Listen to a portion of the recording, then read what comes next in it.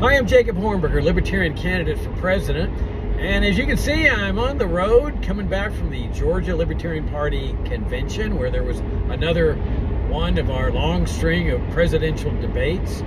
And I figured I'd kind of share with you some post-debate commentary. You know, the interesting thing, or one of the interesting things about these debate formats is how they're constructed.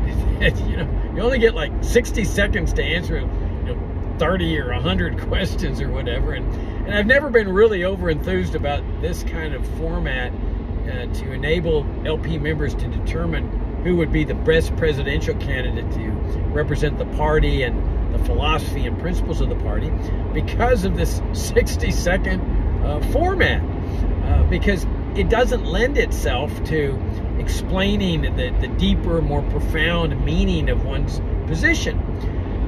So, and they've got this little clock that starts flashing, and the timekeeper, starts, giving you the sign. You need to cut it off. You've passed the 60 seconds.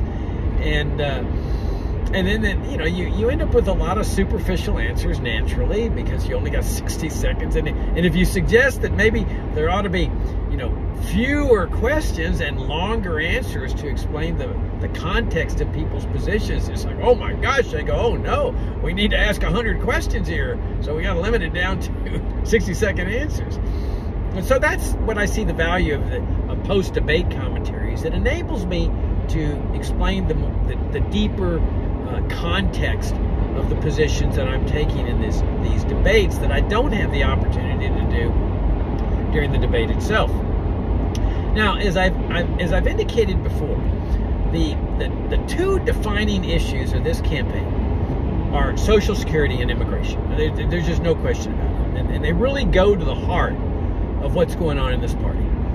And as you all know, I'm running this campaign not only to win this party's nomination, but really to shift the entire philosophy of the party away from what is reform-oriented and Republican-light, which has become the defining message of this party. And I'm trying to shift the philosophy toward the restoration of our genuine founding principles of this party. It is my contention that this is the reason for the chronic 1% that we get. We've been in existence 53 years, and all we get is 1%, and that's what is already set in stone almost for the 2024 election. We got two Wall Street Journal polls, back to back, just recent, September and December, in which they asked voters, who are you going to vote for in 2024? And they had Libertarian Party candidate there, and the voters said 1% for the Libertarian Party presidential candidate, which is essentially what we got 3 years ago. And if things haven't changed in 3 years, it is virtually certain that they're not going to change over the next 9 months or so. So we already know the results of the presidential election. It's a standard 1% for the Libertarian Party presidential campaign, unless we change directions. Because it is my contention that the reason for this chronic 1% is the message we've been putting out. And as I've been confessing at these state conventions and these debates, I'm with the 99% who reject this message. I think they're right. And in order to shift this party, to have this party lead America to freedom, which is our job, and to garner a big breakout in votes, there's only one way to do that, and that's to change directions completely. If we do the same thing over and over and over again and expect a different result, that's problematic. And so I'm with the 99%. This is a bad message of reform and Republican light that we've been putting out in this party, and it is my contention that if you want to achieve electoral success, 10 to 15% breakout in the national vote, that's possible. There's no doubt in my mind that's possible. But there's only one way to do it, and that's to reject reform and Republican light entirely, 100%, and run a campaign that is based 100% on true, genuine founding principles of our party. Open borders, abolish Social Security, Medicare, and other socialist programs immediately, legalize all drugs, restore the limited government republic, dismantle the national security state, have just a small basic military force, separate money in the state, education in the state, healthcare in the state, and on and on. That's the way we can achieve a big breakout in votes, and that's the way we lead America to freedom. We can't do either one with reform and Republican light. We've seen this time and time again with the standard 1 to 2% of the national vote, or votes for U.S. Senate or U.S. House. So let me turn to the Social Security issue, because it really does demonstrate what's happened in this party and what's going on in this party. And we saw it last night. Now, one of the interesting things about this debate was that one of the debate moderators was a guy named Clint Russell, who's running for the vice presidential candidacy, because in our party, the presidential candidate does not get to choose his own vice presidential candidate. The vice presidential candidate is elected by the National Convention in May. So this guy, Russell, is your classic Reform and Republican light candidate. And so what's fascinating is that he's not your typical, neutral moderator. He's actually becomes one of the debaters for Reform and Republican light. Fascinating. And he immediately goes on the attack against me on Social Security. And so I end up debating not just my opponents on the stage, I end up debating one of the two debate moderators as well. Because you can tell he's just fiercely in favor of Reform and Republican light. And so he comes out of the debate with the attack immediately.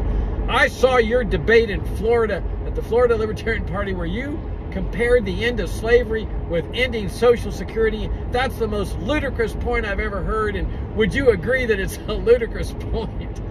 And of course I said, are you kidding? It is a perfect demonstration, a perfect comparison. But you see, in a debate, I only got 60 seconds. I can't explain why this guy is so wrong-headed. I don't have the time to do that. They cut me off.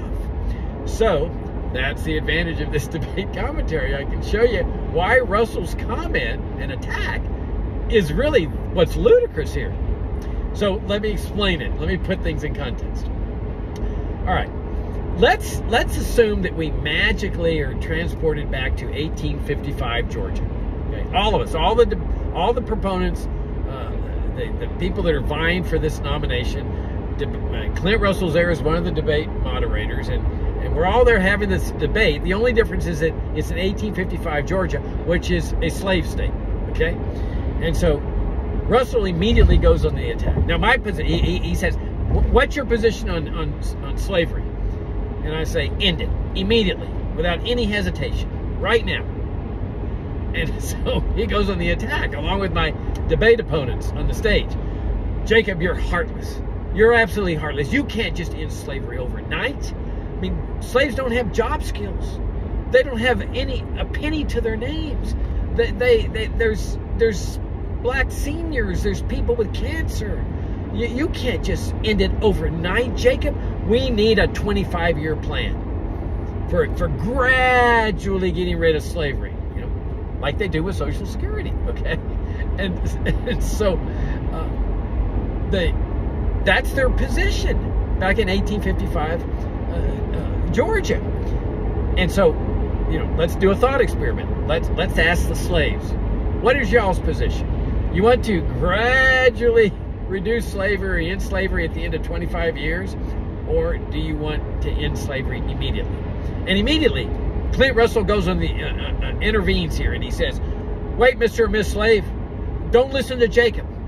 Don't even think about wanting to end slavery immediately, because you don't have the job skills for this.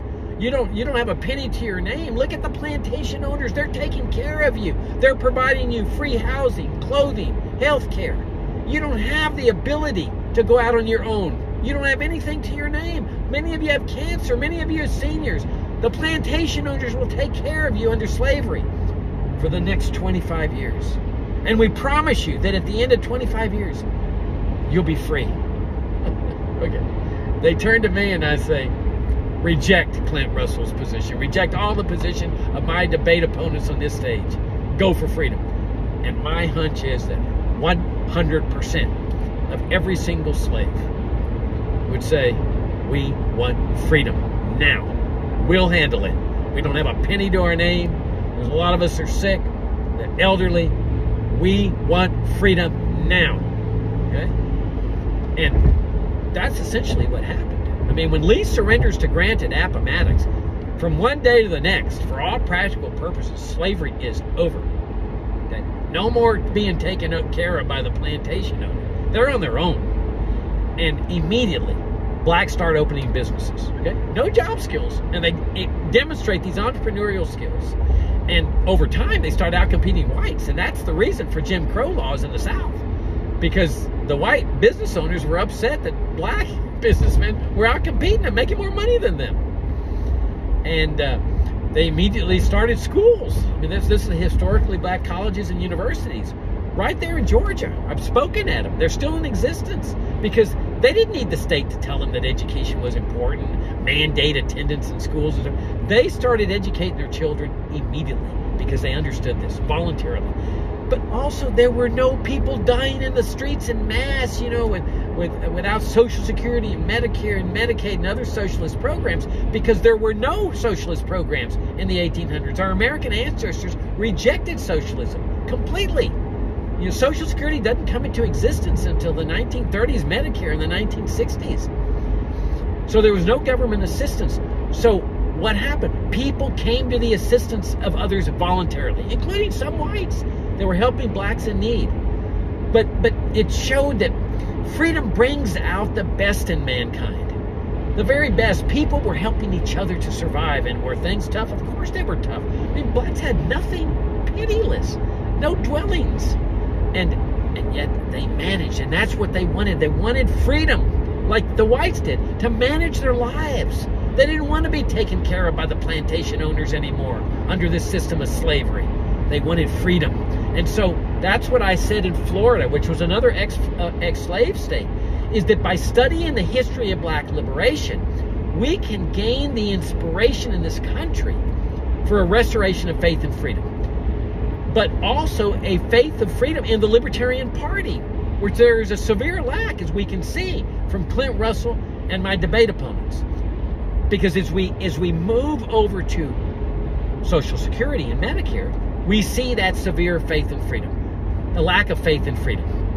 Okay? Because my position is, if you can remove slavery suddenly from one day to the next, you can do it with serfdom, welfare state serfdom. Everybody would be fine. There's no question about it. Because freedom, you can trust freedom to bring out the best in mankind. Now, Social Security. Okay. No, look what it's done to the American people, including people in the Libertarian Party. It's created this mindset of hopeless dependency.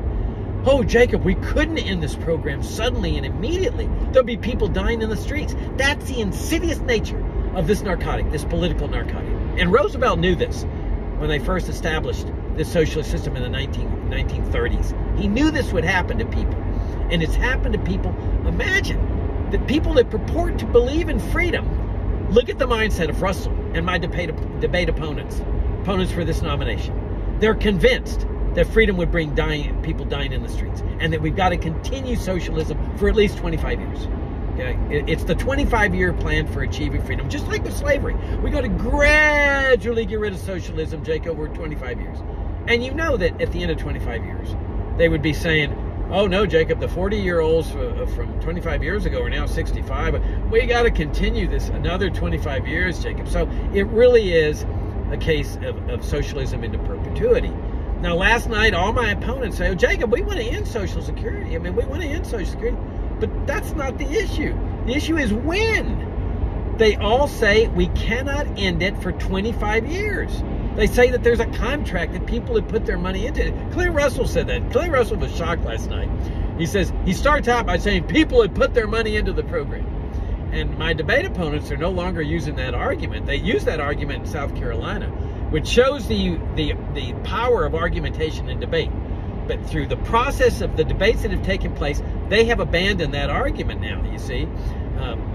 But Clint Russell hasn't been in the debate, so he was stunned when I said, this is not a retirement program, Clint. It never has been a retirement program. Nobody puts their money into anything. He had this stunned look on his face, like, what are you talking about? Everybody puts their money into this retirement program. No, people are taxed. Okay? And your tax money is spent, whether it's called a FICA tax or income tax, or excise tax, tariff, it's spent when it's received. And so Social Security is your standard socialist program. that takes money from one group of people and gives it to another group of people. He was stunned. He didn't know that, obviously. And so my hunch is that he's going to abandon that line of argument, just like my opponents have, which does show you the value of argumentation and debate, because it shows you that people can shift the positions. You can move people to shift their positions through the power of argumentation and debate. But they still adhere, all my opponents and Clint Russell adhere to this principle that you've got to phase out socialism over the next 25 years minimum. They say over the next generation, because they say you can't just pull the rug out from people that are dependent on this money. My position is everyone would be fine. But that's what necessitates a faith in freedom, just like everybody would be fine if you eliminate slavery. Okay? Might be tough, might be a struggle, but freedom brings out the best in people. There's a lot of wealthy people on Social Security that don't need the money at all. Okay? And then there's people in the middle that will have to adjust, no question about it. They might have to do fewer car washes, or one less vacation, or whatever, or go back to work. But there's nothing wrong with that. I mean, I'm a senior, I'm working, and a lot of seniors work. There's nothing wrong with it if you can work. You're not disabled or something. Now, there's people that are, in the lower echelons of the economic ladder, and that truly need the help. Okay, but that's where freedom comes into existence. There's children and grandchildren that will no longer be paying income taxes and Social Security taxes. That's a huge increase in pay when you're keeping everything you earn. They then have the means to help parents who are in need. And there's nothing more gratifying than to help a parent who's in need. Because this is part of what life's all about, is giving back to your parents everything that they gave to you. And it's a very gratifying experience when you have to go through it. You don't get that gratification with Social Security. It's a faceless bureaucracy that's based on coercion. But when you're voluntarily doing this as a child or a grandchild, it is a gratifying experience. And that's what the commandment's all about, honoring your mother and your father, but on a voluntary basis, not through the coercive apparatus of Caesar. Now, there's also church groups. Churches of America are filled with faith-based people, faith-filled people. You never convince me that they'll turn their backs on seniors that are in need. You got neighborhood groups, you got charitable groups. There's no doubt in my mind you'd have the foundations for former Social Security recipients where donations would flood in. Cousins, friends, neighborhood groups. But this is where faith and freedom comes into play. Okay? You got to have that 100% faith and freedom. No doubts at all. And that's why I'm saying that to restore this faith in America, only the Libertarian Party can lead America to that freedom. But you've got to restore faith here in this party in freedom. And that means running a presidential campaign that says freedom works. We can trust freedom, instead of this continuation of socialism for at least 25 years and possibly into perpetuity. Now, here's a fascinating aspect of this debate last night. That throughout the debate, my debate opponents, including Clint Russell there, the debate moderator, were saying, government bad, government bad, government bad. I mean, that was a central theme through it all. Government bad, government bad. Except, Jacob, when it comes to the Social Security Administration and the Social Security program, which we have to continue for the next 25 years, Jacob, minimum, because it's good. Government bad is government good, Jacob. When you're talking about the coercive apparatus of the government, taking money from one group of people and giving to another group of people, which has to continue for the next 25 years. Because we're good and caring, Jacob, unlike you, because we support Social Security and its continuation. And even though it violates the libertarian non-aggression principle and the pledge that we all take not to support the initiation of force, we have to do it, Jacob, because we're good people. And government bad is government good. Who in the world is going to vote for that message? And they wonder why the Libertarian Party presidential candidate every 4 years gets only 1%, and why Senate and House candidates get only 1 or 2%.